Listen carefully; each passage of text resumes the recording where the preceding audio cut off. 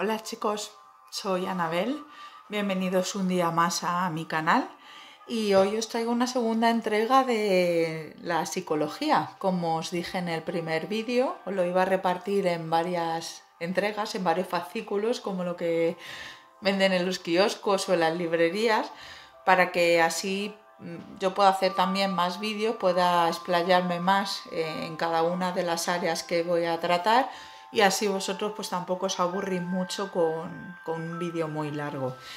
El otro día estuvimos hablando en líneas generales más o menos del test de la casa, lo que significaba más o menos, cómo deducir, cómo sacar conclusiones, etc.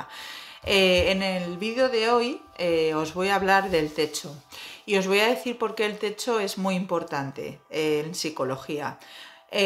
¿Os recordáis que en el vídeo, o si no lo habéis visto, os lo digo ahora, en el vídeo que hice el otro día dije que la mente se divide, por decirlo de alguna forma, en tres partes. Está el yo, que es la conciencia pura, es decir, lo que pensamos y por lo que racionalizamos.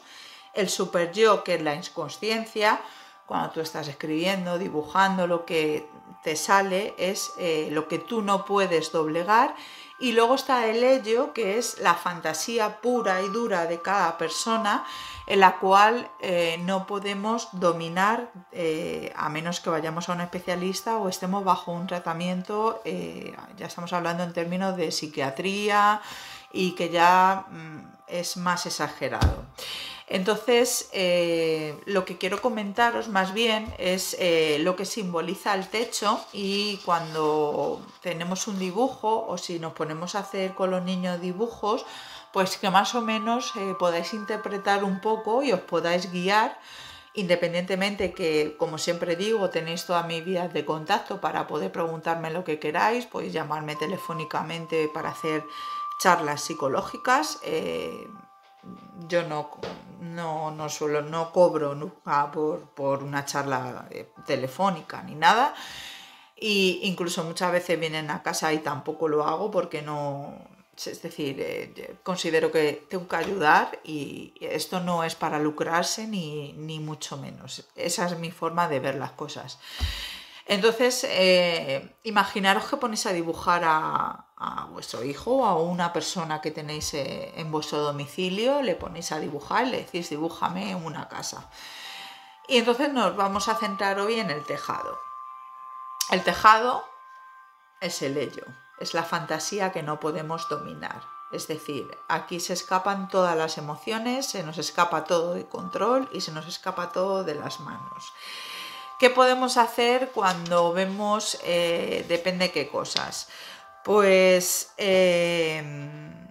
un techo exageradamente grande, por ejemplo, nos está diciendo o nos está interpretando pues que es una persona que dedica mucho tiempo a sus fantasías sin dejar más tiempo a la consciencia, que es lo que normalmente solemos hacer la mayoría de los mortales. El sujeto, en este caso la persona que lo dibuja, o la persona niño, niña, mayor, menor, da igual, etcétera, quien lo dibuje, porque esto vale para todo tipo de personas, busca un amparo de protección, mezclando una búsqueda confortable y escapando a los riesgos de la vida. Es decir, lo que decía antes, lo que busca es ampararse en sus fantasías y en lo que él tenga en su ello, para no tener que abordar lo que la conciencia normalmente tiene que abordar, que muchas veces yo soy la primera que me ha pasado, y recurres a la fantasía y dices yo me escapo. Es lo típico de muchas veces cuando decimos necesito un retiro espiritual.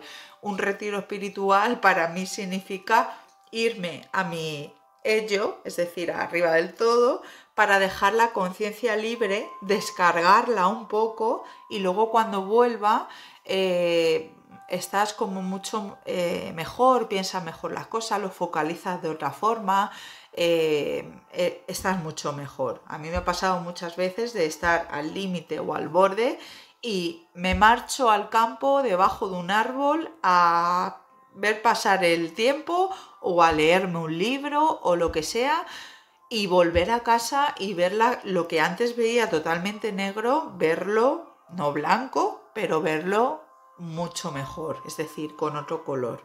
Os lo puedo asegurar que esa terapia es buenísima y yo como psicóloga la practico muchísimas veces porque los psicólogos también y yo sobre todo tenemos nuestros momentos de debilidad y mucha debilidad además.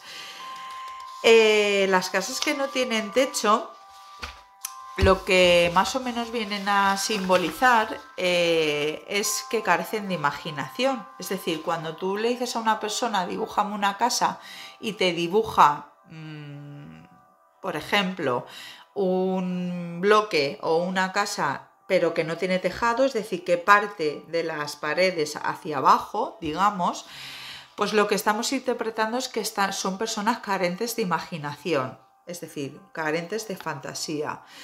Se puede advertir por lo general que su fantasía es pobre. Esto luego se ayuda con psicología, con terapias, etcétera, eso no hay ningún problema. Que puede estar coartada por algo o por alguien. Por eso digo que hay que verlo, porque luego cada persona es un mundo y cada test y cada casa es un mundo. Solo hablo del tejado. Y el manejo de estos sujetos en la vida cotidiana y su vida mental se basa por completo en lo concreto. Es decir, si algo se sale de los márgenes estándares de la vida, apaga y vámonos. Ya no quieren saber nada más. Ellos desconectan y no quieren saber nada, ni solucionar, ni buscar medios, nada de nada. Y lamentablemente hay mucha gente que es así. Yo lo digo por experiencia, por toda la gente que viene a verme. Las casas con techos muy pequeños. Esto es importante también. Nos encontramos dentro de los límites normales de la intelectualidad y poseen un tipo de orientación concreto. Esto no significa como antes, es decir, tienen una finalidad y esa finalidad es la que ellos se han establecido, su meta, su objetivo, etcétera, etcétera, y no tienen que recurrir a la fantasía para poder pensar qué es lo que quieren en la vida. Es decir, está perfecto. Las casas que solo, o cuando tú le dices a un niño, una niña, una persona adulta, dibújame una casa y solo te dibuja el techo, aquí ya viene un poco la historia. Es que yo siempre tengo chuletas porque si no es que los vídeos serían grandísimos, no lo siguiente.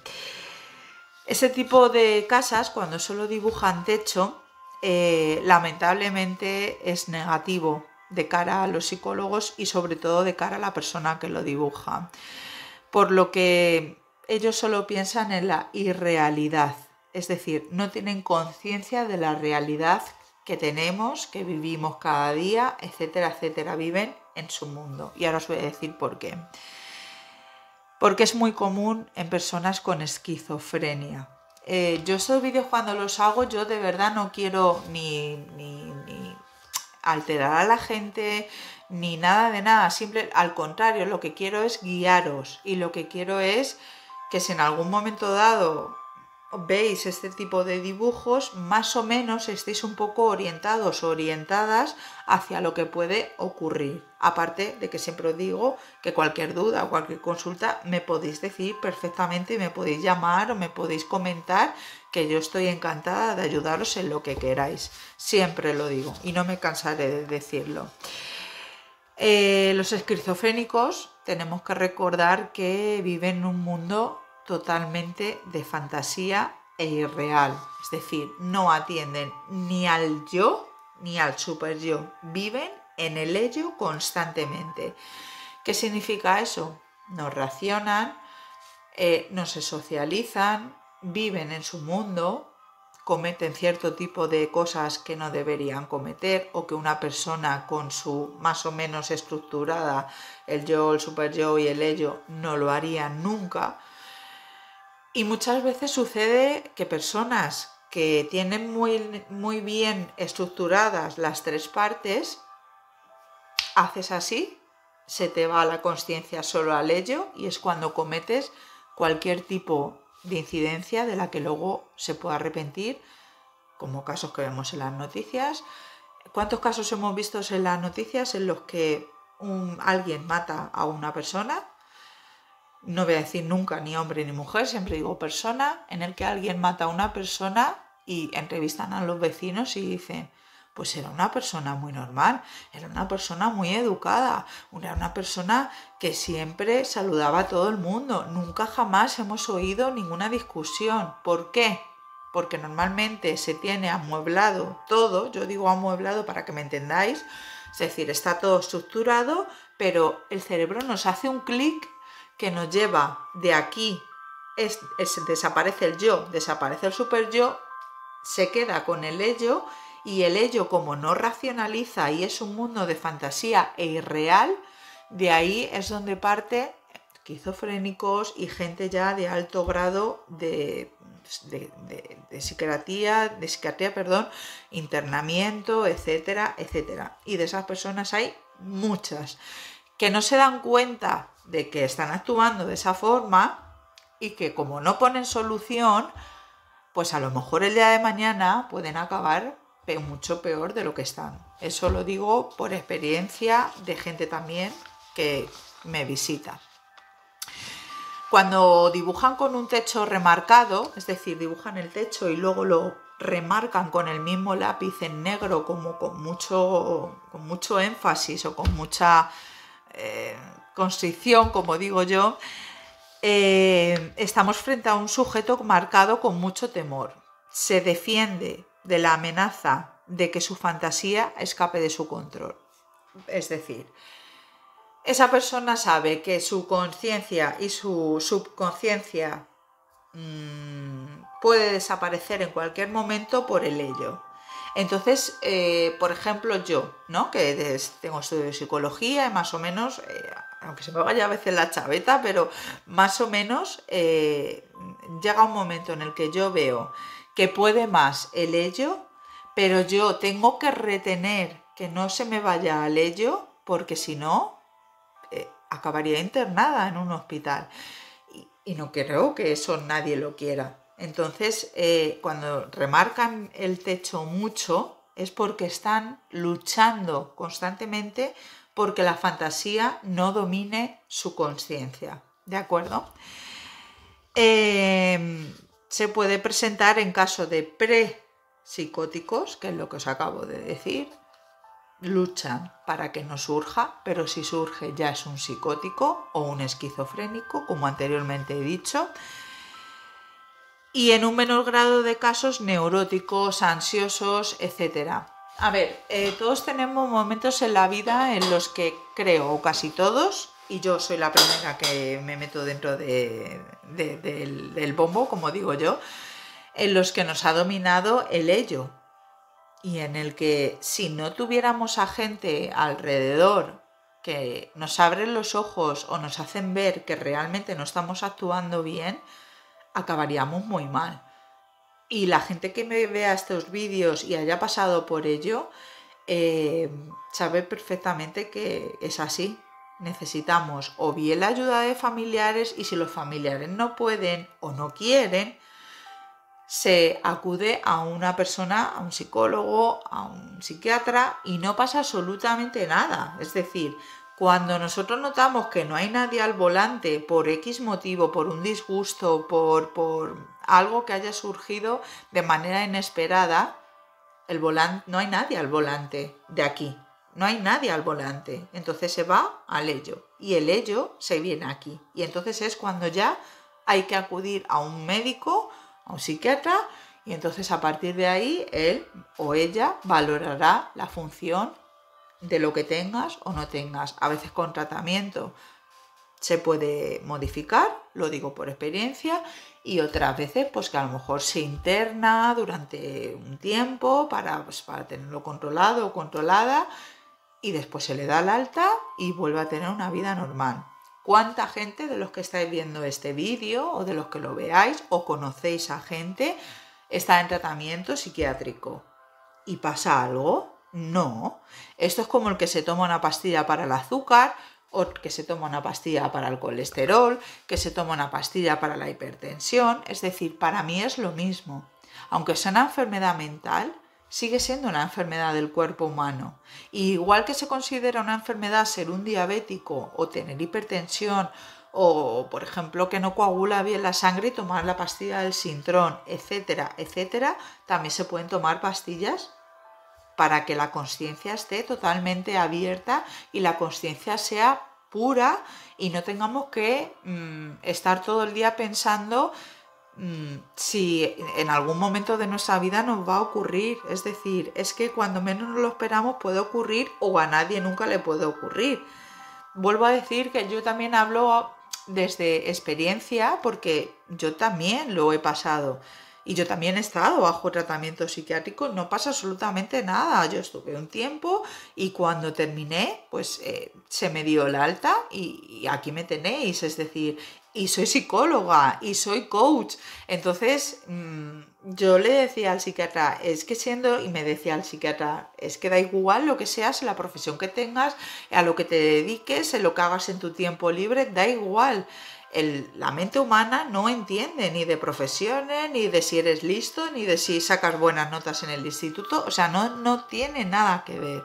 Entonces eso hay que observarlo mucho, sobre todo cuando son niños, porque es cuando mejor se puede atajar el problema, por decirlo de alguna forma.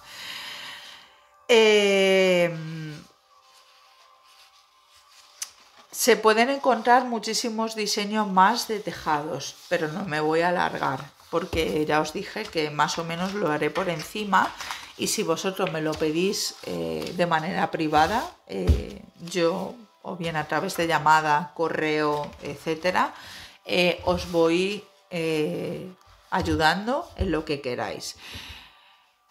El fascículo de hoy, por decirlo de alguna forma, o el capítulo de hoy, que es el tejado y que es bastante importante bajo mi punto de vista, ha concluido. No os entretengo más porque no quiero hacer los vídeos más largos.